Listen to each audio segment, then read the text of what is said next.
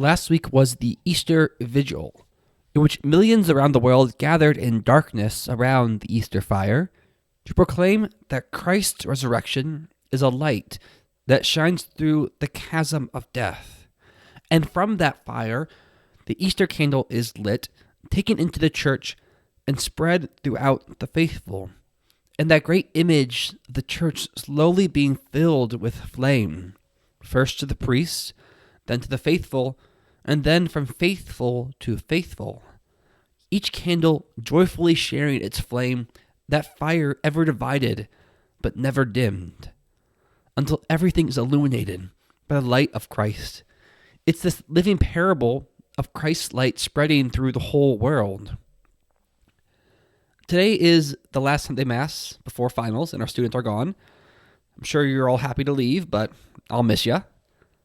But more importantly, today is Divine Mercy Sunday, that great feast dedicated to the honor of Christ's infinite mercy. And today, I have to talk about what is the wildest aspect of God's mercy, that it works through people like you and me. In our gospel today, Christ says, "As the Father has sent me, so I send you."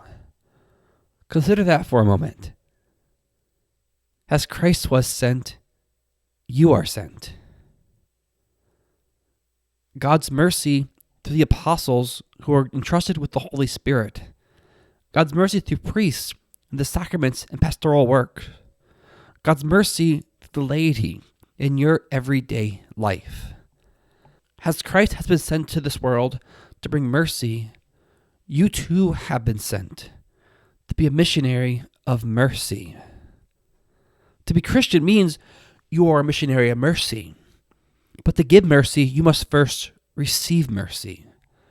To be able to say, I have encountered God's love so intensely that it resonates through my thoughts, through my words, through my actions. That even to encounter my shadow is to encounter a sliver of God's infinite mercy.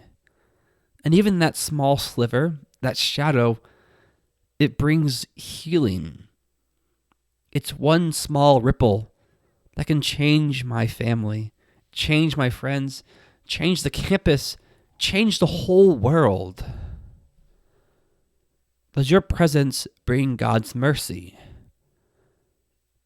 It was cloudy on my way to the chapel, so nobody waited to experience my shadow. But in general, when people encounter me, do they experience Christ's mercy? In the Gospels, sinners love being with Jesus. Why? It was the first time they felt loved. They weren't being judged for their sins. They were being set free from shame by his mercy.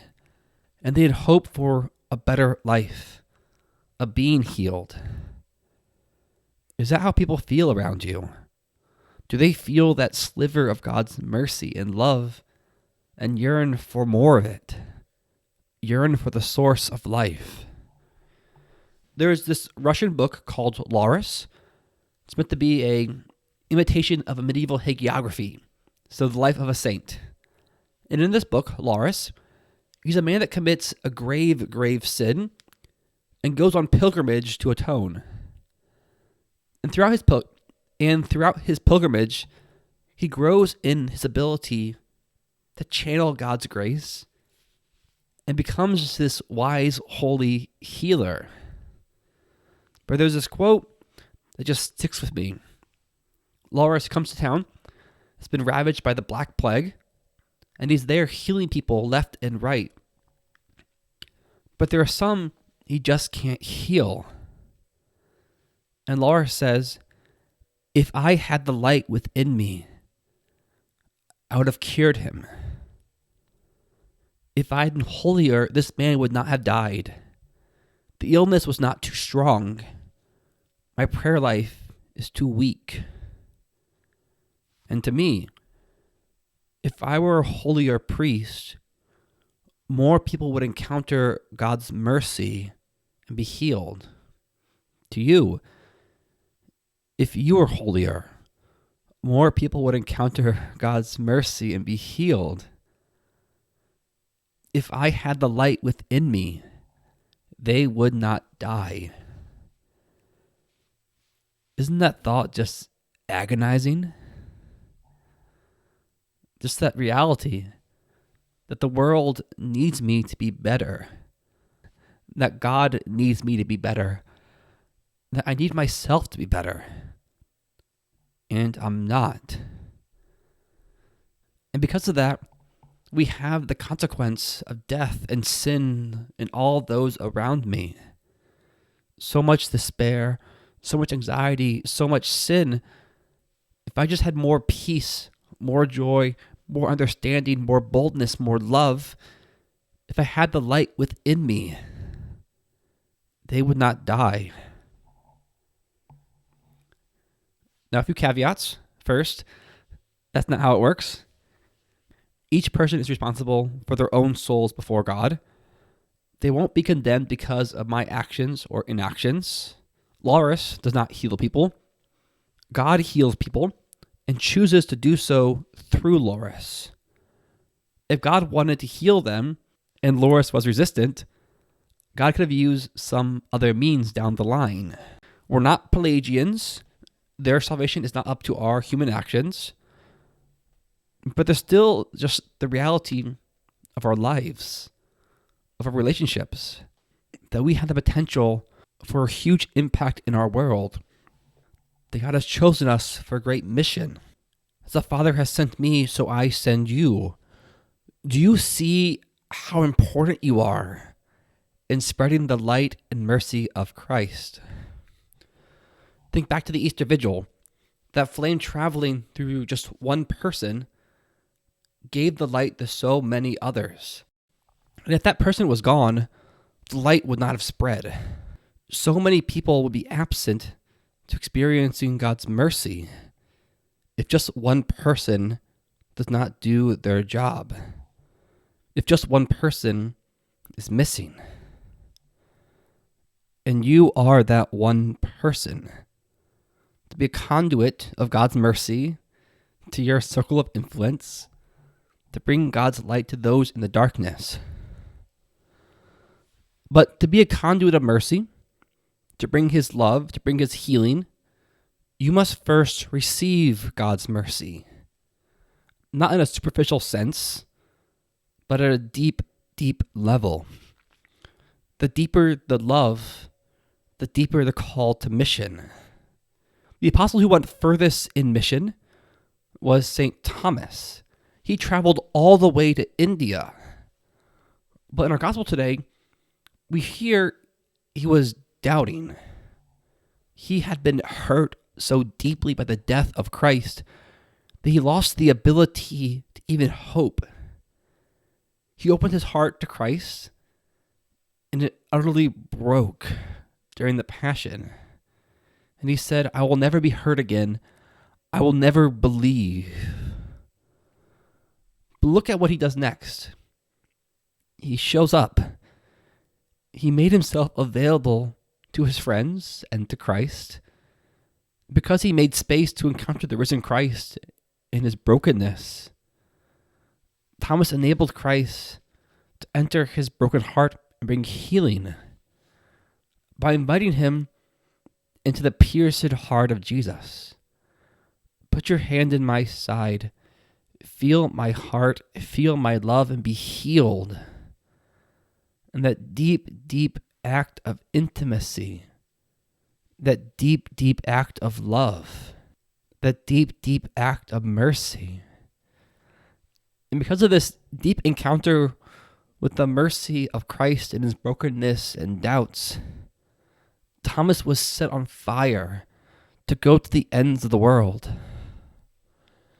In the Gospels, Christ appears to those who are doubting. Now, St. John, he saw the empty tomb and believed. Christ did not appear to him. The disciples at Emmaus, walking away, Christ appeared. Mary Magdalene, heartbroken, looking for a dead body, Christ appeared. Peter, filled with shame because of his weaknesses and failures, Christ appeared. Christ appears to those who are struggling and brings healing. And when he does, the first reaction, I have to tell others. I have to spread this joyful news. I have become fire. And by its very nature, flame must spread. When I receive the overflowing mercy of Christ in every aspect of my life, I must spread it. Others must know, must experience, must be caught on fire. So today, Lord, we pray, love me more deeply, that I may help others to be loved. Let me experience thy mercy, that I may reveal to others the infinite mercy of God. For this week, I have 2 tips to last you all summer. Tip 1, summertime is for vacation, but you should never take a vacation from your vocation. What's your vocation? Is to grow in the ability to love. So one day you can love your future beloved much more intensely. So the question, at the end of summer, how will you be better able to love? In the back of church, I have a handout for you all to take home.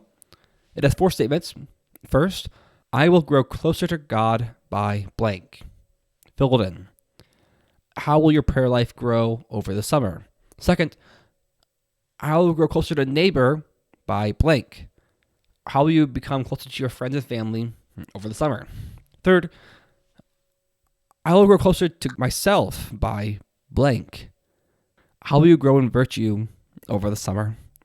And finally, by the end of the summer, I will be blank and better able to love God, neighbor, and self to more perfectly live out my future vocation. Also, there are a bunch of books that will be helpful. Summer is meant to be relaxing. It's meant to recharge you, but it's not meant to be a time for selfishness and turning inwards. It's meant to be a time away from that constant mental stress of the semester and ask, how can I get better? It's not a vacation from your vocation, but it's your vocation lived at a different pace. So come back next year improved. Come back as someone who loves God more, who loves neighbor more, who loves self more. And tip 2, if I were holier, more people would be saved. If I allowed Christ's mercy to touch every part of my soul, I could be mercy to those around me. Okay, what parts of my life have I not surrendered unto God's mercy? What wounds have I not allowed to touch the wounds of Christ? Before Mass in the confessional, I've been praying through this litany for priests. It's called Father, Love Them Through Me. It's about how I'm asking God the Father to love his flock through me. Through my sermons, through the sacraments, through every conversation, through every gaze of my eyes, Father, love your people through me. But the first half of the litany involves first letting God love me in my entirety. So I'm just going to read it, okay? The response is, Jesus, love me there. In places of my heart that have not received the gospel, Jesus, love me there. In places that are dead and in the tomb, Jesus, love me there. In places where I continue to sin, Jesus, love me there. In places where I have lost hope, Jesus, love me there. In places where my heart is hardened and closed off to others, Jesus, love me there. In places of my addictions, Jesus, love me there. In the places where I am filled with shame, I cannot even raise my eyes unto you. Jesus, love me there. In the places that are blocked because of pain or fear, Jesus, love me there. In that place in my family that's messy, frustrating, and broken, Jesus, love me there. In a situation or relationship that just seems impossible, Jesus, love me there. My prayer is that you have all encountered God's love through me. My prayer is that the university may encounter God's love through you. That we may all be set aflame with God's mercy When people encounter us, they encounter a sliver of that infinite divine mercy that brings healing our world desperately needs. As we move into this summer phase of our vocations, please know that I'll be praying for you every day, that I love being chaplain, that I love you. If you need anything over the summer, please reach out. God bless.